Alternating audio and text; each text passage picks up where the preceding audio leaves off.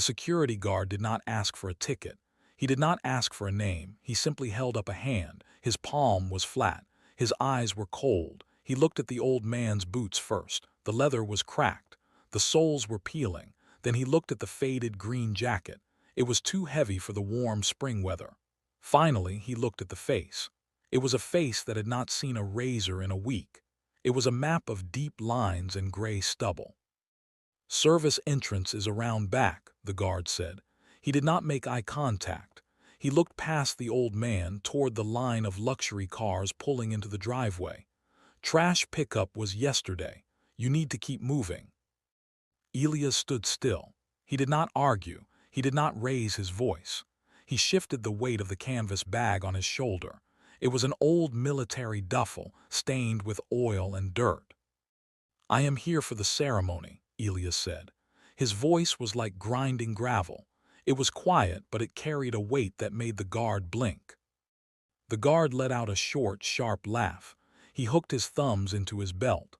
"Look, pal, this is the University of State. This is a private graduation, tickets only, and frankly, we have a dress code." He pointed a finger at Elias' chest. "You are scaring the guests. Go find a shelter. There is a soup kitchen 3 miles east. Go there." Elias looked at the gate. It was iron, tall, ornate. Beyond it, the green lawn stretched out perfectly. White chairs were set up in rows, thousands of them. Men in expensive suits and women in silk dresses were walking toward the seats. They smelled of lavender and money. Elias smelled of old tobacco and rain. "I will not go inside," Elias said. "I will stand by the fence. I just want to see." "No," the guard stepped closer. He was a big man, younger, fit. "You are loitering. If you are not gone in 2 minutes, I am calling the police. We don't want people like you begging from the alumni." People were staring now. A woman in a blue dress pulled her child closer to her. She whispered something to her husband. The husband looked at Elias with disgust. They saw a beggar. They saw a problem. Elias nodded once. He did not look at the husband. He did not look at the guard. He turned around slowly. His left leg dragged slightly. It was a stiff, rhythmic limp. Thud, drag, thud, drag. He walked away from the main gate. He walked along the perimeter of the brick wall. The sun beat down on his neck. He kept his jacket buttoned. He never unbuttoned the jacket. He found a spot 50 yards away. There was a gap in the decorative ivy. The iron bars were thick, but he could see through them. He could see the stage. He could see the podium. He dropped his bag to the ground. He sat on it. The ground was hard dirt. He was used to hard ground. He crossed his arms and waited. Time passed slowly. The sun moved across the sky. The heat rose. Sweat trickled down Elias' back. He did not wipe it away. He sat as still as a stone statue. He watched the graduates file in.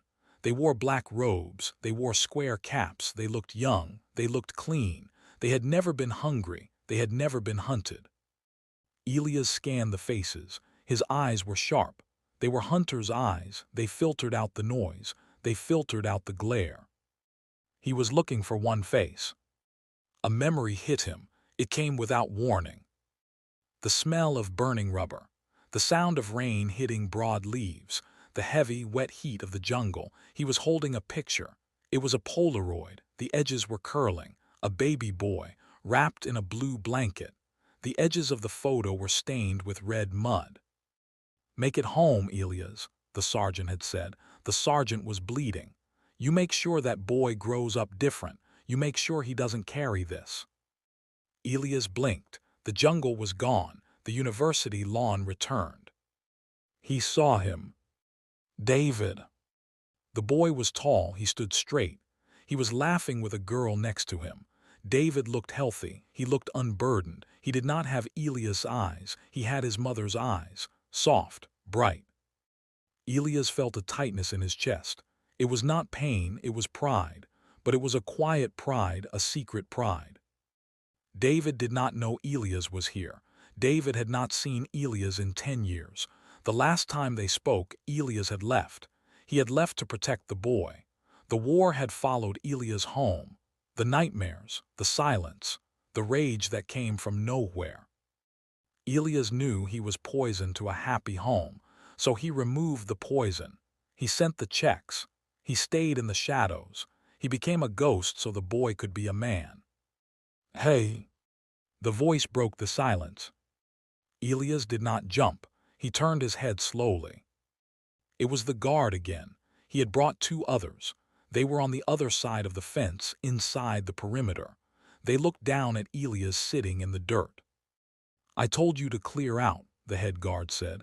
His face was red. "You're sitting right where the VIPs park. You look like a pile of trash against the fence." Elias stood up. It took effort. His bad knee popped. He dusted off his pants. "I am on public property," Elias said. "The sidewalk is public." "You are a nuisance," the guard spat. "We have a senator coming. We have a general coming. I won't have a hobo ruining the photo ops. Move, now." One of the younger guards reached through the bars. He grabbed the shoulder of Elias' jacket. He yanked. "Get moving, old man." The fabric tore, a small rip. Elias reacted. He did not think. The instinct was 40 years old, but it was alive. He shifted his weight. He dropped his center of gravity. He grabbed the young guard's wrist. He twisted. It was a small movement, precise, brutal. The young guard yelped. He slammed against the iron bars. Elias let go immediately. He stepped back. He held his hands up, palms open. "Do not touch me," Elias said. His voice was lower now, dangerous. "I am just watching." The head guard pulled his radio. He was shaking with anger. "That's it. Assault. I'm calling the cops. You're done, Grandpa. You're going to a cell." The ceremony music started. Pomp and circumstance. The heavy brass instruments echoed over the lawn. Elias looked through the fence. David was walking to his seat. The boy looked happy. Elias felt a heavy shame. He did not want David to see him in handcuffs. He did not want David to see him in the back of a police car. He had come to witness a victory, not to cause a scene. "I will leave," Elias said. He reached for his bag. "No, you don't," the head guard shouted. He ran to a side gate. He unlatched it. He and the two others rushed out onto the sidewalk. They surrounded Elias. They were angry. Their egos were bruised. They wanted to hurt him. "You put your hands on my man," the head guard snarled. He pulled a baton from his belt. "You don't walk away from that." Elias looked at the baton. He looked at the three men. He calculated the angles. He calculated the distance. He could take the one on the left out first. Then the leader, the third, would run. But he wouldn't do it. Not here, not today. He stood at attention. He relaxed his hands. He accepted what was coming. It was just another penalty, just another cost. On the ground, the guard yelled, "Face down." Elias began to kneel. His bad knee screamed. A black limousine turned the corner. It was long and sleek. It had flags on the front fenders. Two police motorcycles escorted it. The sirens were off, but the lights flashed blue. The limo slowed down as it approached the gate. It saw the commotion. 3 guards surrounding an old man in a green jacket. The car stopped. The back door opened before the driver could get there. A man stepped out. He was in full dress uniform, army green, 4 stars on his shoulder. His chest was a wall of ribbons. He was older, perhaps 60, but he was made of steel. It was General Vance, the keynote speaker. The guards froze. They straightened up. The head guard quickly hid his baton behind his back. He put on a nervous smile. "General," the guard said, breathless. "Apologies for the mess, just handling a transient. He was becoming violent. We are removing him now." The general did not look at the guard. He looked at the old man on his knees. The general took a step forward. He squinted. The sun was bright, but he did not wear sunglasses. Elias looked up. He saw the boots first, shiny, black, then the trousers with the gold stripe, then the face. Elias recognized the eyes. He had seen them terrified. He had seen them in the mud, crying for a medic. He had seen them wide with shock when Elias had dragged him 3 miles through enemy fire. The general stopped. He went pale, his mouth opened slightly. "Stand down," the general whispered. The guard looked confused. "Sir, he attacked my—" "I said stand down," the general barked. It was a command that could crack thunder. The guards jumped back. They shrank against the wall. The general walked onto the dirt sidewalk. He did not care about the dust on his shoes. He walked up to Elias.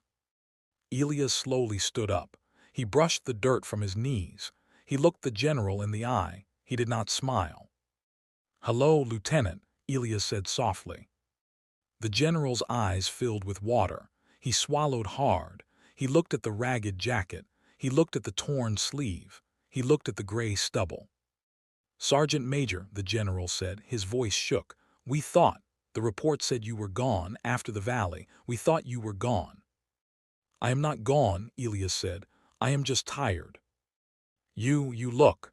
The general couldn't finish the sentence. "I look like what I am," Elias said. "A ghost." The general looked at the guards. His face hardened into stone. "Did these men touch you, Sergeant Major?" "They are doing their job," Elias said. "I look like trash. They took out the trash." The general turned to the head guard. The guard was trembling.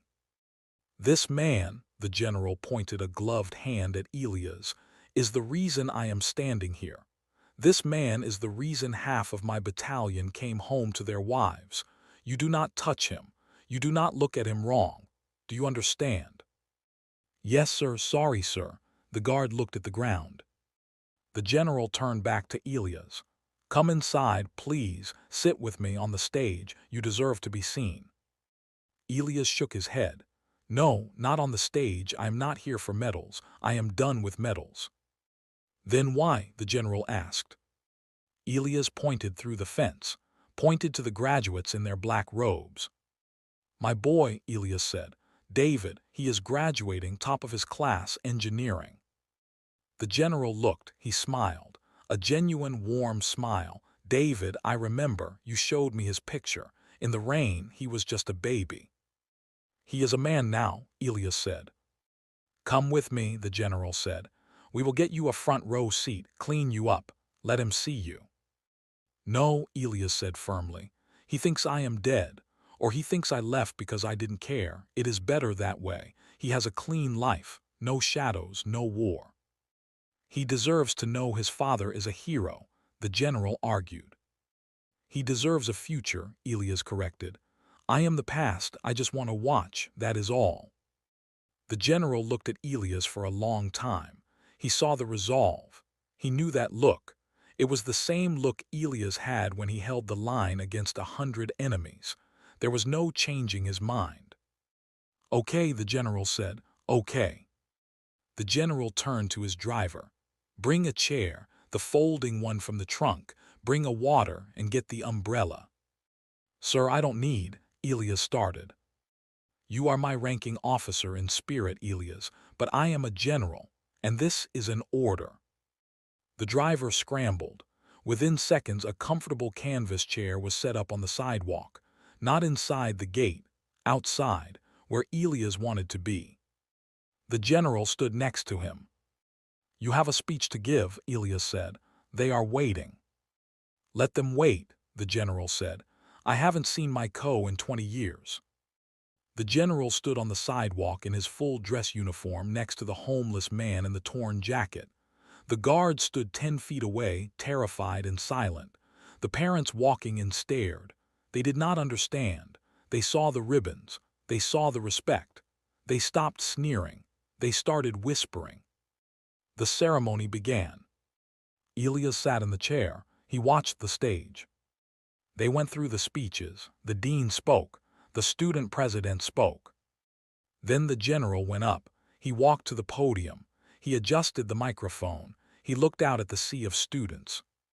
"I had a speech prepared today," the general said, "about success, about the economy, about the future." He paused. He looked toward the back fence. He looked directly at the spot where Elias sat in the shadow of the ivy. "But I want to talk about sacrifice. the general said. True sacrifice is not what you see in the movies. It is not glory. It is not applause. The crowd went silent. True sacrifice is quiet, the general continued. It is doing the heavy lifting so that those you love do not have to carry the weight. It is standing in the rain so someone else can stand in the sun. It is being forgotten so someone else can have a future. David sat in the front row. He listened. He felt a strange pull. The words felt familiar. There are men, the general said, who build the foundation of this country with their own broken bodies, and they ask for nothing, not even a thank you. They just want to see the house stand tall. The general paused. He cleared his throat. There is a young man graduating today, David. David's head snapped up. He looked around. The crowd murmured. I won't embarrass him, the general said, but I want him to know something. The foundation of your life is strong, son. It is made of iron, and it is watching you today. David turned around. He looked back, past the parents, past the gates. He saw the fence. He saw the black limousine. He saw the flash of the general's staff, and he saw a figure sitting in a chair, a figure in a faded green jacket. David froze. He knew the jacket, he knew the posture. The ceremony continued. Names were called. David Miller. David walked across the stage. He took the diploma. He shook the dean's hand. He shook the general's hand. When he took the general's hand, the general held it tight. He pulled David slightly closer. He is at the south gate, the general whispered. He is leaving soon. David nodded. His eyes were wide. He did not go back to his seat. He walked down the stairs. He walked down the center aisle. The dean called the next name, but people were watching David. He started to walk faster. Then he started to jog. His black robe flew behind him. He ignored the stairs. He ignored the protocol. He ran toward the back gate. Elias saw him coming. Elias stood up. He grabbed his bag. He panicked. He did not want this. He did not want the confrontation. He turned to the general's driver. Thank you, Elias said. I have to go. He turned and began to limp away. He moved as fast as his bad leg would allow. He headed toward the alleyway, toward the shadows. Dad. The word hung in the air. Elias stopped. His shoulders slumped. He closed his eyes. He took a deep breath. He turned around. David was at the gate. The guards, seeing the general watching from the stage, immediately opened it for him. David ran onto the sidewalk. He stopped 5 feet away. He looked at the old boots, the dirty pants, the gray beard, the torn sleeve. Elias looked down. I didn't want to ruin your day, David. I just wanted to see. David did not speak. He stepped forward. He wrapped his arms around the old man. He hugged the dirty green jacket. He hugged the smell of tobacco and rain. He pressed his clean, pressed graduation robe against the grime of the street. Elias stood stiffly at first. He held his hands out, afraid to dirty the boy. I knew you weren't dead, David whispered into his shoulder. I knew. Elias slowly lowered his hands. He patted David's back, a clumsy, rough pat. You did good, kid, Elias rasped. You did real good. Why didn't you come home? David asked. He pulled back, tears in his eyes. I had to fight some demons, Elias said. Didn't want them in your house. The house is empty without you, David said. The general was walking toward them now. He had left the stage early. The ceremony was still going, but the general was done. He stopped beside them. David, the general said, your father is the best man I ever knew. If you are half the man he is, you will change the world. David looked at the general, then at his father. He needs a ride, David said. He needs to come home. Elias shook his head. I can't, I'm not. I don't fit in that world anymore, Davy. Then we make a new world, David said. He took the heavy duffel bag from Elias' shoulder. He swung it over his own shoulder. The grease stained the black robe. David didn't care. I have an apartment, David said. It has a guest room, it's quiet, no noise, just books. You can sleep there for as long as you want. Elias looked at the bag on his son's shoulder. He looked at the general. The general nodded. Time to come in from the cold, Sergeant Major, the general said. Mission accomplished. Elias looked at his hands. They were shaking. He clenched them into fists to stop the shaking. He looked at David. The boy wasn't a boy anymore. He was strong, he was steady. He was carrying the weight now. Okay, Elias whispered. Okay. David took his father's arm. He didn't lead him like an invalid. He walked with him like a partner. They walked toward the parking lot. The old man with the limp and the young man in the graduation robe. The general stood by the gate and watched them go. He brought his hand up slowly. He held a salute, a sharp, perfect salute. He held it until they turned the corner and were gone. Then the general lowered his hand, turned around and walked back to the world of suits and speeches, leaving the empty chair and the silence behind him.